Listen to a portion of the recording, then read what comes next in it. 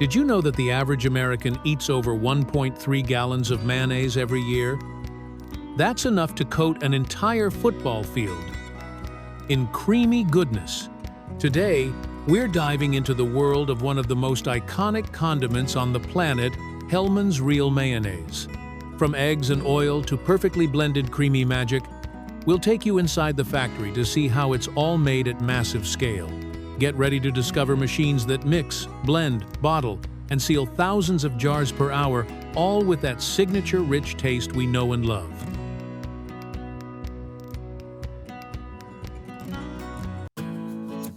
Making mayonnaise in a factory is a cool process. It all starts with the main stuff: oil, eggs, vinegar, and salt. Sometimes they add herbs and spices too. What's really interesting is how they pick the eggs. The biggest mayonnaise makers in the world actually use eggs from cage-free chickens. These eggs usually have a brighter, firmer yolk, which makes the mayonnaise taste better and creamier. Plus, these eggs might even be a bit healthier, which helps with the final texture. You won't believe how many eggs they use. It takes over 39,000 eggs to make 20,000 jars of mayonnaise. Big companies like Hellmann's can process up to 4 million eggs every single day. For mayonnaise, they only need the egg yolk. Special machines quickly and automatically separate the whites from the yolks, sorting up to 1,680 eggs every minute. Once separated, the yolks go into big tanks where they're mixed with salt. Then, these salted yolks get a light pasteurization. This gentle heating kills off any bad bacteria and makes the yolks last longer, up to 3 months. The liquid, salted, and pasteurized yolks are stored in sealed containers until they're ready to be used. Each container holds 1,000 liters of yolks. That's enough for about 25,000 jars of mayonnaise.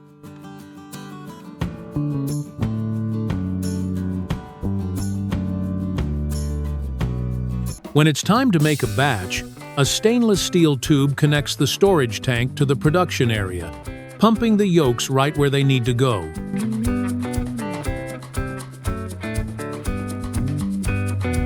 Before anything gets mixed, every single ingredient that arrives at the factory is checked and tested in a lab. They look at the quality, freshness, and safety to make sure everything meets their strict standards. The second main ingredient is soybean oil, which comes in big tanker trucks. For safety, these trucks are sealed at the supplier's end and only opened when they get to the factory.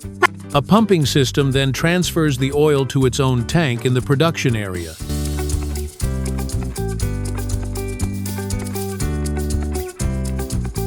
Each ingredient has its own tank and is released slowly into the machines for mixing. Even though all mayonnaise makers use pretty much the same basic ingredients, what really makes each brand different is how much of each ingredient they use and the specific machines they have.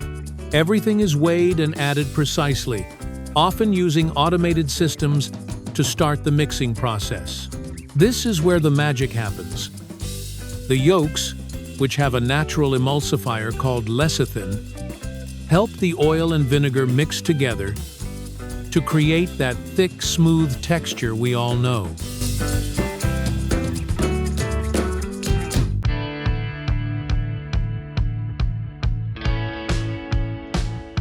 They also add preservatives to make sure the mayonnaise stays fresh longer. For big batches, ingredients are carefully measured and added to industrial mixers automatically. First, it's the egg yolks, then the soybean oil. Other ingredients like vinegar, salt, and mustard are added and mixed until it's all one smooth liquid. The mixing happens at high speed to get that perfect creamy texture. Sometimes, the mix gets a gentle pasteurization again to make it even safer and help it last longer.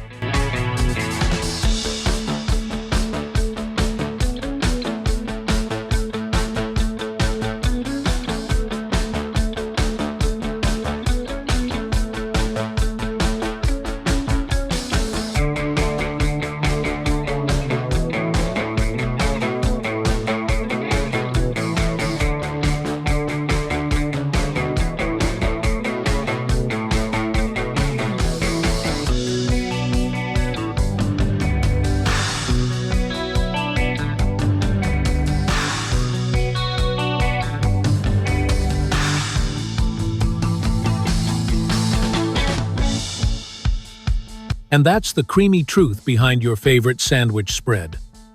Who knew that a few simple ingredients and a whole lot of engineering could produce millions of jars of mayonnaise every single day? If you found this fascinating or got a little hungry, don't forget to like, subscribe, and comment below with your favorite way to enjoy mayo. See you in the next behind-the-scenes food adventure.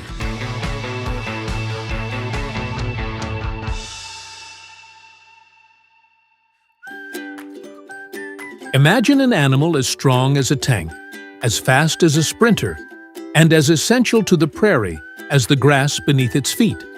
This is the American bison, a species that once roamed the continent in massive herds, and today stands at the heart of both conservation and cuisine. Join us on a journey through wild grasslands, sustainable ranching, and modern processing to discover the full story of this legendary creature, reborn for a new age.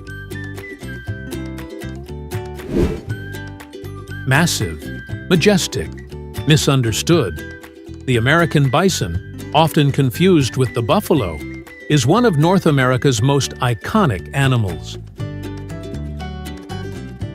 Weighing up to a ton and standing nearly 2 meters tall, it's the largest land mammal on the continent. With a shaggy hump, curved horns, and a powerful body, the bison is built to endure the extreme weather and open landscapes of the plains.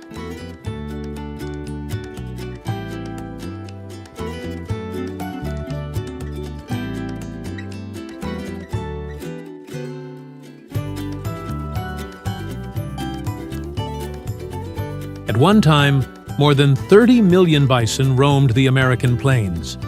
But by the late 1800s, unregulated hunting nearly wiped them out. Some estimates suggest that fewer than 1,000 remained in the wild. Why were they hunted? Mainly for their hides, and sometimes just for sport. Thankfully, conservationists and indigenous communities took action to bring them back from the edge of extinction. Today, wild bison are found mostly in protected regions such as Yellowstone National Park in the United States and parts of Saskatchewan, Canada.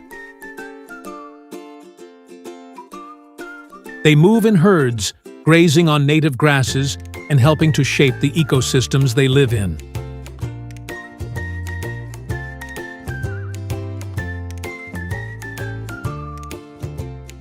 In places like Yellowstone, helicopters are used to track herds, and individual bison are tagged with health monitors. Wildlife teams even administer vitamins and nutritional support to ensure their survival in extreme conditions.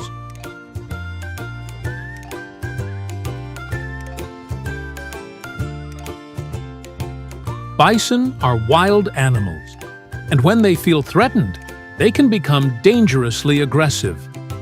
During mating season, bulls compete by charging and locking horns, battling for dominance and the chance to mate. It's a test of strength, and only the strongest pass on their genes.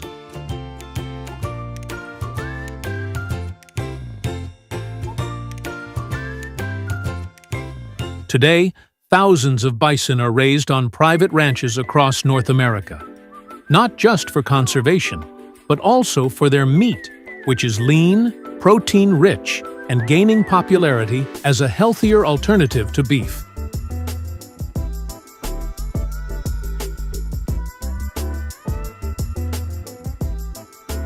Bison need plenty of open space to roam, graze, and move freely, just as they would in the wild.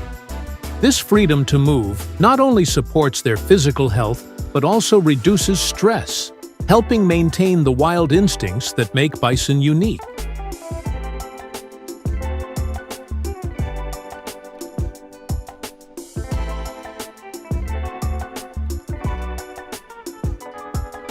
Mating season lasts from June to September, when male and female herds gather. Ranchers carefully manage breeding to ensure strong genetics and the long-term health of each herd. Female bison, called cows, carry their calves for about 9 months, similar to humans. Newborns, often called red dogs due to their reddish coats, stay with their mothers for 2 to 3 years before young males leave to join bachelor herds.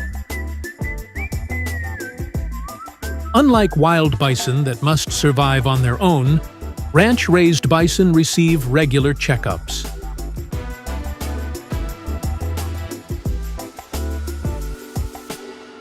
They are gently guided into a chute, a narrow, stress-reducing path where caretakers can safely examine them. Vets check their weight, eyes, ears, and mouths, listen to their heart and lungs, and inspect their hooves. They receive vaccinations and are monitored to ensure they're getting proper nutrition.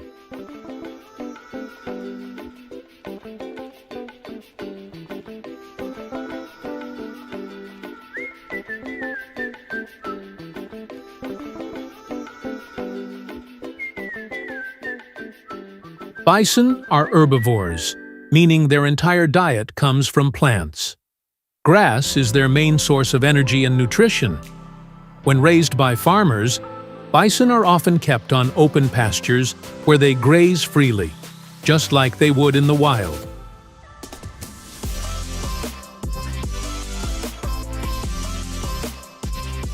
A healthy adult bison needs to eat around 24 pounds, 11 kilograms, of vegetation each day, roughly the weight of 2 bowling balls, to maintain its strength and body weight.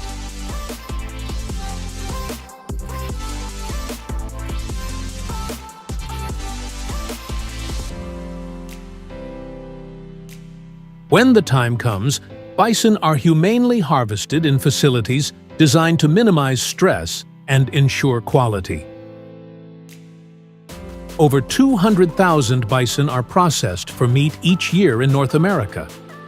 At the plant, the meat is first inspected for quality, evaluating its texture, color, and freshness. Once approved, the carcasses are carefully butchered into premium cuts like ribeye, tenderloin, and sirloin.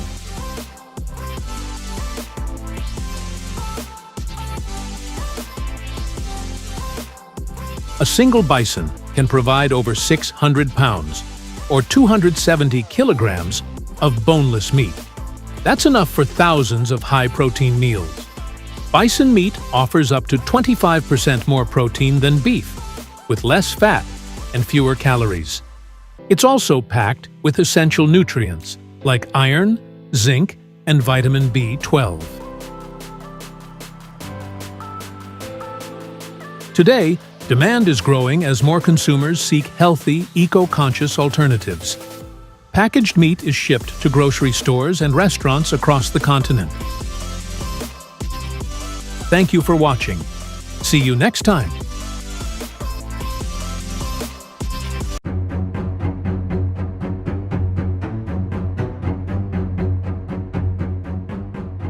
Have you ever wondered what it's like to raise one of the world's most mysterious and misunderstood creatures?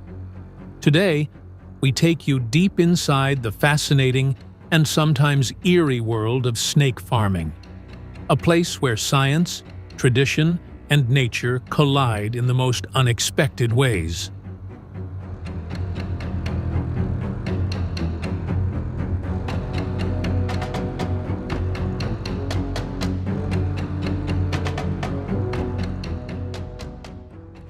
Let's start at the very beginning. Over 100 million years ago, snakes weren't quite the sleek creatures we know today. In fact, fossil records reveal that early snakes had legs. Yes, tiny limbs similar to lizards. As time passed, their bodies adapted for slithering through tight underground tunnels and dense forests, eventually losing their limbs altogether. It's a perfect example of evolution in action. Fast forward to the present, and snakes are more diverse than ever. From emerald tree boas to bright yellow pythons, snakes come in an incredible variety of colors, sizes, and patterns.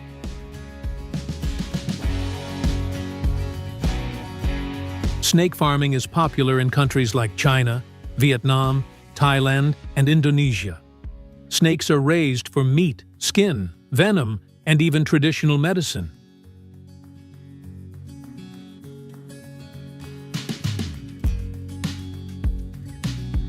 Step inside one of these farms and you'll find rows of enclosures, each filled with snakes at different stages of life.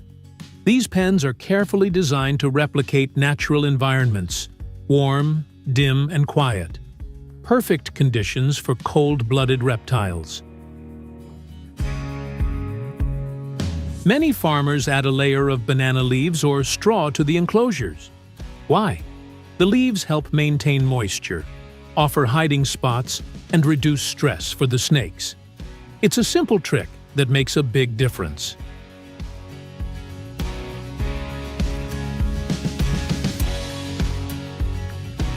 When breeding season arrives, farmers carefully pair up snakes by species and even by color. Matching by color helps preserve genetic traits, especially important for rare breeds.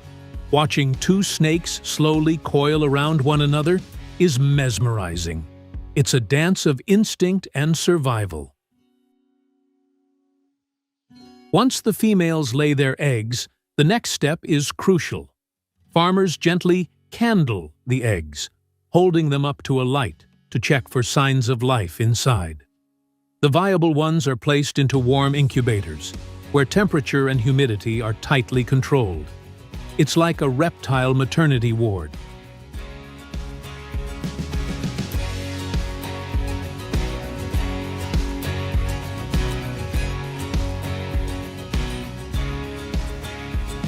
After about 2 months, the eggs begin to crack. Tiny snakes emerge, already fully formed and ready to explore.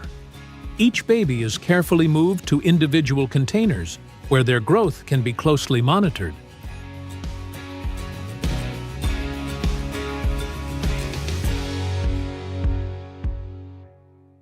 Feeding begins early.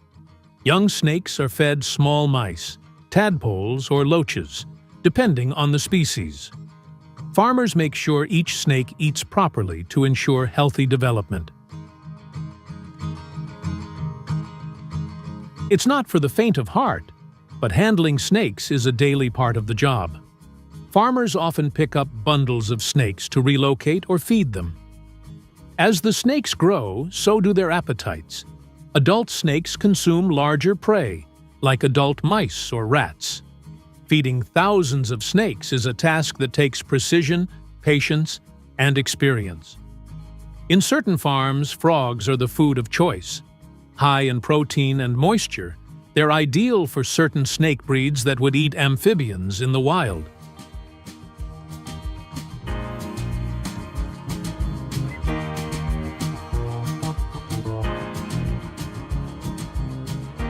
Cleanliness matters. Snakes are gently sprayed or placed in shallow water trays to drink and stay hydrated. Bathing also helps them prepare for the next stage in their life cycle, shedding. Like all reptiles, snakes grow by shedding their skin, a process called ecdysis. A healthy shed is a good sign. Farmers often collect the old skins, which are sometimes used in traditional medicine or crafts. Farmers multitask, feeding the snakes while removing shed skin, leftover food, and waste. Clean cages mean healthy snakes and a more successful harvest down the line.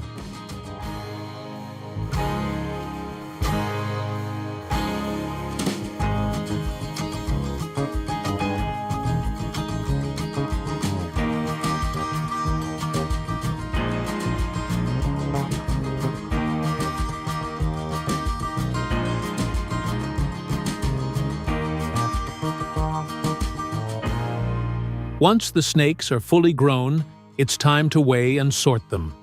Some are kept for breeding, others harvested for meat, skin, or venom. Each one is evaluated for health and size. Every snake has a purpose.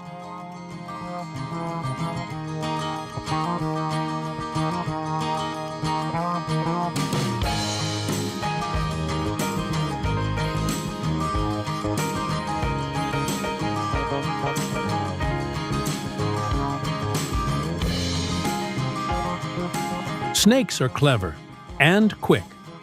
During feeding, some will try to slip out of the enclosures, but experienced farmers are faster, gently catching and returning them before they get too far. At harvest time, snakes are collected in large batches. They're placed in cool environments to reduce movement and prepare them for the next phase, processing. The first step in processing is to cut the snakes into sections, scald them in hot water, and then rinse them thoroughly. One of the most traditional snake products is CAO-RAN, or snake glue. The meat and bones are boiled for hours in large metal pots, producing a thick, dark medicinal paste. Used in traditional Eastern medicine, it's believed to help with joint pain, circulation, and fatigue. Once cooled, the glue is poured into molds or glass jars and boxed for sale. It's often sold as a high-end health product in Asia and beyond. Some snakes are used for venom extraction, a critical step in producing antivenoms. With steady hands, handlers encourage the snake to bite into a membrane-covered container, collecting drops of venom. This venom saves countless lives around the world.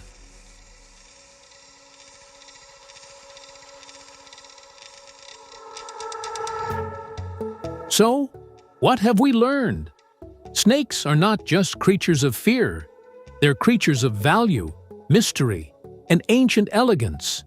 From medicine to food, fashion to science, their role in our world continues to grow.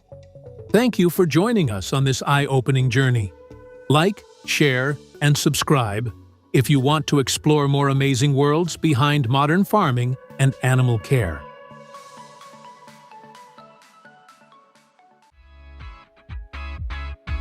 Did you know it takes over 30 sunflowers to produce just 1 liter of sunflower oil? As one of the most widely used cooking oils in the world, sunflower oil starts its journey in golden fields that stretch for miles. In this video, we'll follow that journey, from the harvesting of vibrant sunflower heads to the high-speed, high-tech processing inside modern factories. Get ready for a fascinating look at how these cheerful flowers are transformed into the golden oil found in kitchens across the globe.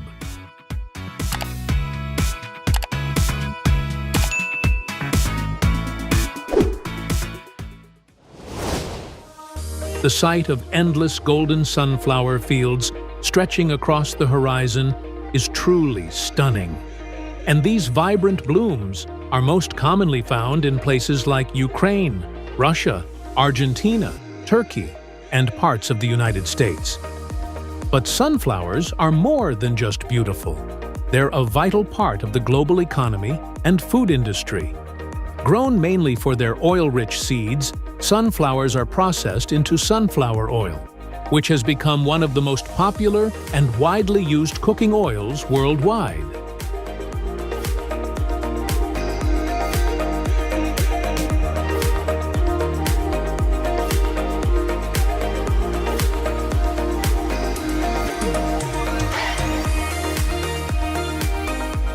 Sunflower harvesting usually happens from late summer to early autumn, depending on the region and variety. When a sunflower is ready to harvest, its head will droop, the back of the flower will turn brown and dry, and the seeds will be firm and fully developed. The bright yellow petals will have mostly fallen off, leaving a more rugged and dry flower head behind. To make sure everything is just right, farmers often walk through the fields, checking the seed firmness and moisture levels manually before harvesting begins.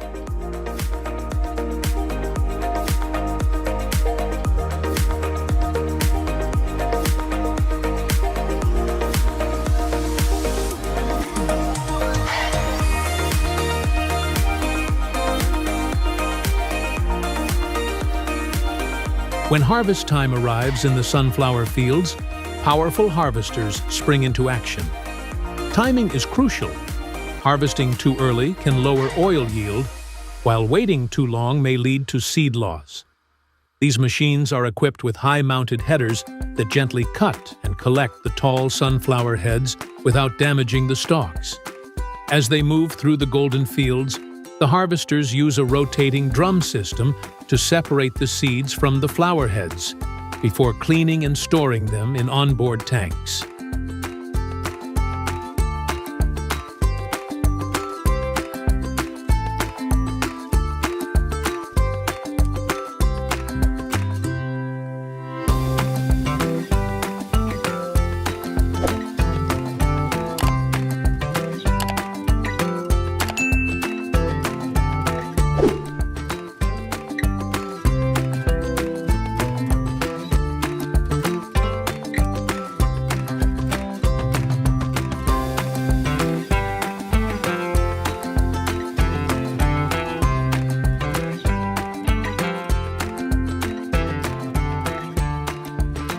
Once the sunflower seeds reach the processing plant, the first step is screening. The seeds are poured into large, vibrating sieving machines, where they're separated from unwanted materials like dust, plant debris, broken seeds, and small stones. After cleaning, the seeds are placed in a low-temperature drying oven to reduce their moisture content to about 6 to 10%.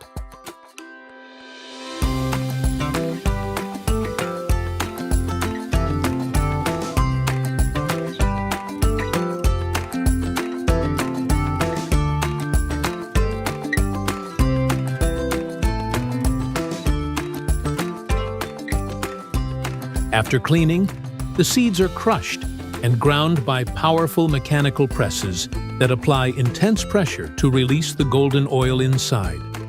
The crushed mixture is then filtered to remove larger solids and seed particles, resulting in crude oil. This crude oil is further refined to eliminate impurities and any unwanted odors. In today's sunflower oil factories, many plants streamline their operations by manufacturing plastic bottles right at the facility. By producing petty bottles on site, they cut down on time and significantly lower transportation expenses.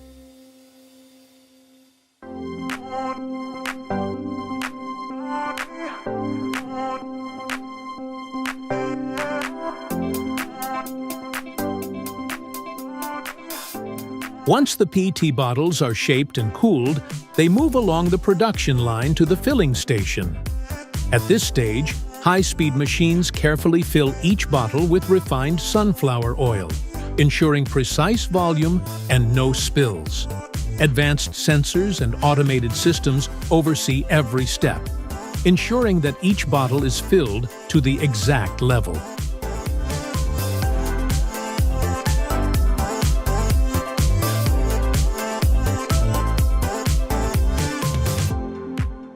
Once the sunflower oil bottles are filled, they head straight to the capping station, where high-speed machines cap each bottle tightly to ensure no leaks or contamination.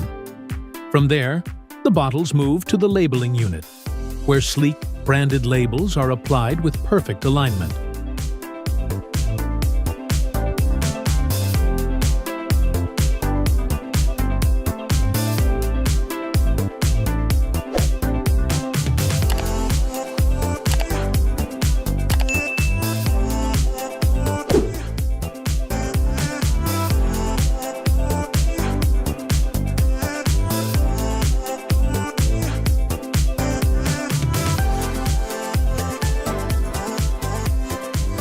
After labeling, the bottles go through a final quality check. This includes visual inspections, fill level sensors, and random samples to ensure the oil's clarity, the seal's integrity, and accurate labeling.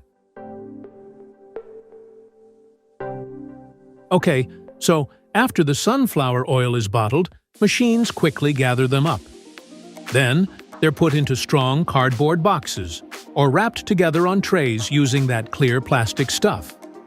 Next up, these boxes are neatly stacked on wooden platforms, all organized and ready to be stored or sent out.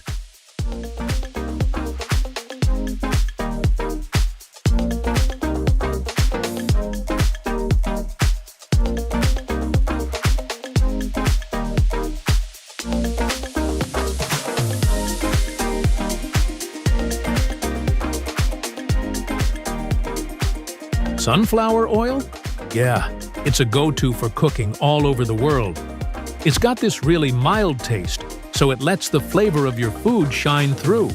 You can use it for pretty much anything: frying stuff, baking, even making salad dressings.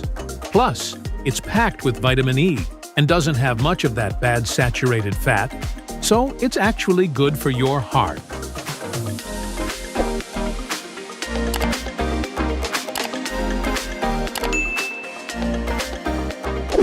Sunflower oil is surprisingly good for your skin, too. Because it's packed with vitamin E and other antioxidants, it can help protect your skin from everyday damage and keep it feeling really soft and hydrated.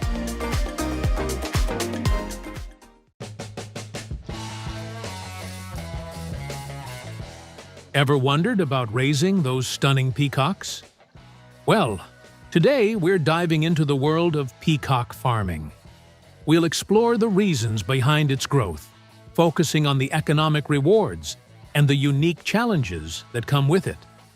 These breathtaking birds offer more than just their beauty. So, let's uncover the secrets to successfully raising these magnificent creatures. Peacocks, with those incredible feathers and how gracefully they move, have been seen as some of the most beautiful birds on the planet for ages. They've been around for millions of years, and you can see their mark all over different cultures. There are basically three main types: the Indian blue, the Congo blue, and the white-eyed.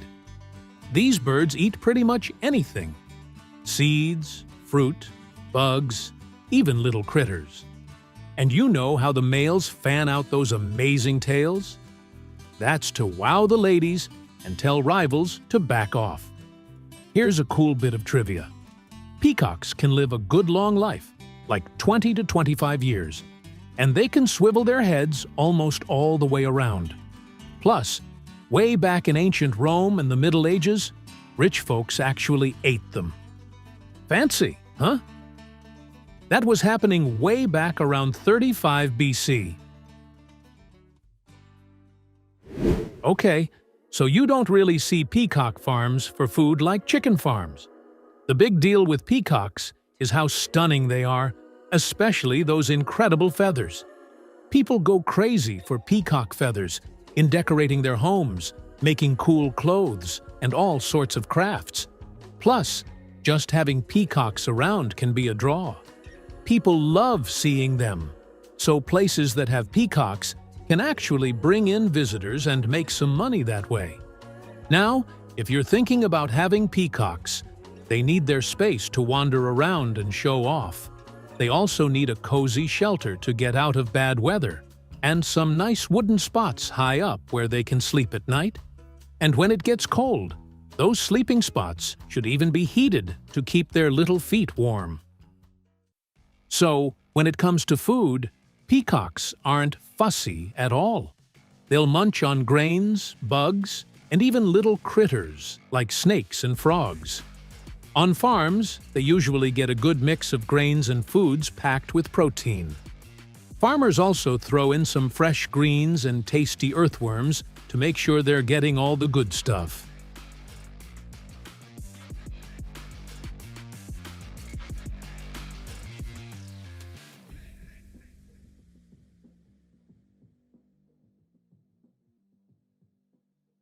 Peacocks become adults around the age of 3, and that's when they start looking for a partner. After they're done mating for the season, the males lose those incredible tails. Some drop them pretty fast, in about a week, while others take a little longer. Now, check this out, how the guys try to win over the ladies. When a male spots a female he's interested in, he'll suddenly spread out his amazing tail and start strutting around to show off. He even shakes his feathers to make them all sparkly and shiny. If the female likes what she sees, she'll walk over to him and start copying his moves.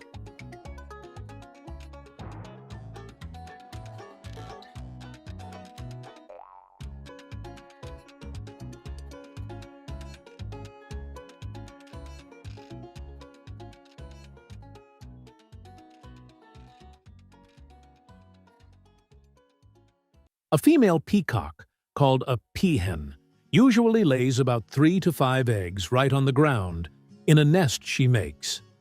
She's smart and hides it in tall grass or bushes to keep the eggs safe. It takes almost a month, around 27 to 30 days, for those eggs to hatch.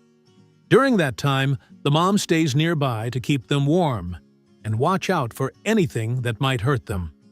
When the baby peacocks finally hatch, they're all covered in soft, fluffy down. As they get older, they start growing their fancy feathers, but it takes a good few years for the males to get those really long, colorful tails, usually about 3 or 4 years. If you take good care of them, these birds can live a surprisingly long time, maybe even up to 35 years.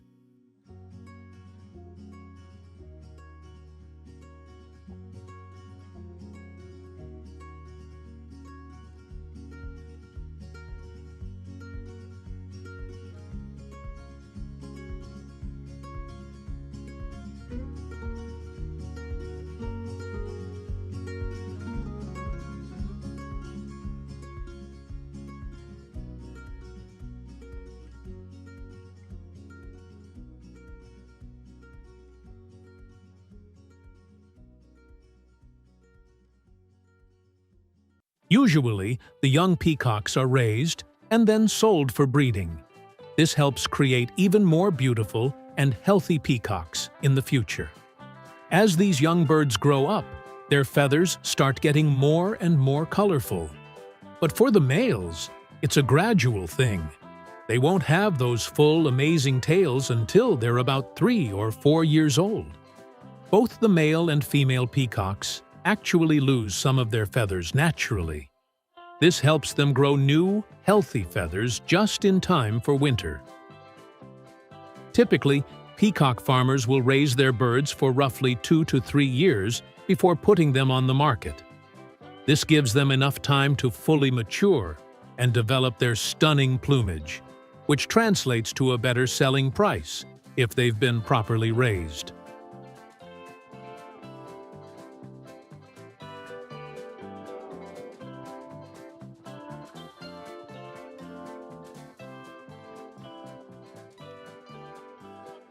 When peacocks molt, it's a busy period for farmers who patiently gather the naturally shed feathers. These feathers are then meticulously cleaned and readied for skilled artisans. They transform them into exquisite creations, including fine jewelry, intricate headpieces, elegant fans, and decorative wall art.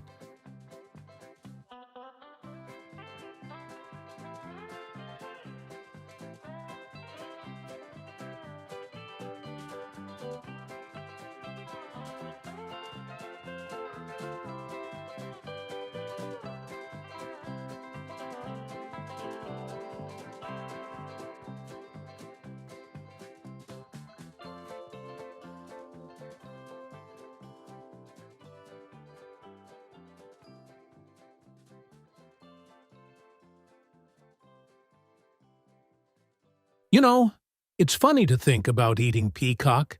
It's not like you see it on restaurant menus every day like chicken or duck. But get this, way back in the Middle Ages, the fancy European royals thought it was the ultimate gourmet meal.